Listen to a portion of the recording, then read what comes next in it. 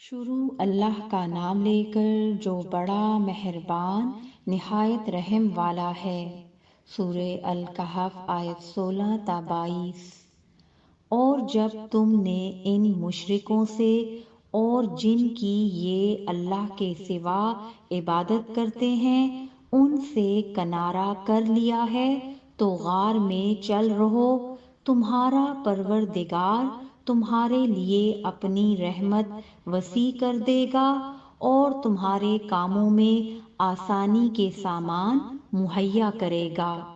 اور جب سورج نکلے تو تم دیکھو کہ دھوپ ان کے غار سے داہنی طرف سمٹ جائے، اور جب غروب ہو تو ان سے بائیں طرف کترا جائے، اور وہ اس غار کے کشادہ حصے میں تھے۔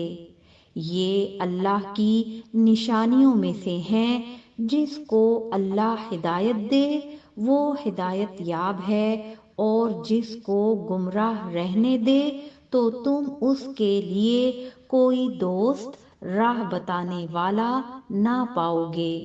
اور تم ان کے متعلق خیال کرو کہ وہ جاگ رہے ہیں حالانکہ وہ سوتے ہیں، اور ہم ان کو دائیں اور بائیں کروٹ بدلاتے تھے، اور ان کا کتا چوکھٹ پر دونوں ہاتھ پھیلائے ہوئے تھا۔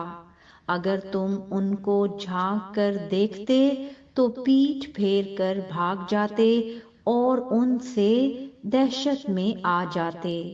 اور اسی طرح ہم نے ان کو اٹھایا تاکہ آپس میں ایک دوسرے سے دریافت کریں۔ ایک کہنے والے نے کہا کہ تم یہاں کتنی مدت رہے؟ انہوں نے کہا کہ 1 دن یا اس سے بھی کم۔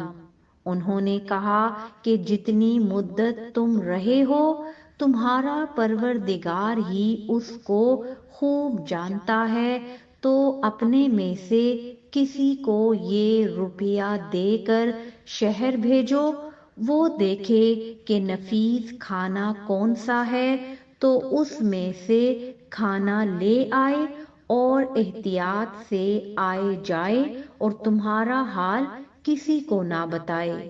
اگر وہ تم پر دسترس پا لیں گے تو تمہیں سنسار کر دیں گے یا پھر اپنے مذہب میں داخل کر لیں گے، اور اس وقت تم کبھی فلاح نہیں پاؤ گے۔ اور اسی طرح ہم نے لوگوں کو ان کے حال سے خبردار کر دیا تاکہ وہ جانیں کہ اللہ کا وعدہ سچا ہے، اور یہ کہ قیامت جس کا وعدہ کیا جاتا ہے اس میں کچھ شک نہیں۔ اس وقت لوگ ان کے بارے میں باہم جھگڑنے لگے اور کہنے لگے کہ ان کے غار پر عمارت بنا دو، ان کا پروردگار ان کے حال سے خوب واقف ہے۔ جو لوگ ان کے معاملے میں غلبہ رکھتے تھے وہ کہنے لگے کہ ہم ان کے غار پر مسجد بنائیں گے۔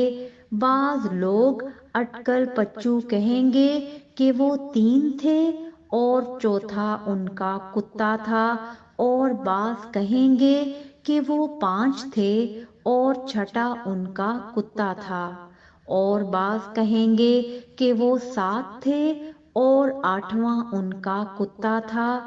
کہہ دو کہ میرا پروردگار ہی ان کے شمار سے خوب واقف ہے، ان کو جانتے بھی ہیں تو تھوڑے ہی لوگ جانتے ہیں، تو تم ان کے معاملے میں بحث نہ کرنا مگر سرسری سی بحث، اور نہ ان کے بارے میں ان میں کسی سے کچھ دریافت ہی کرنا۔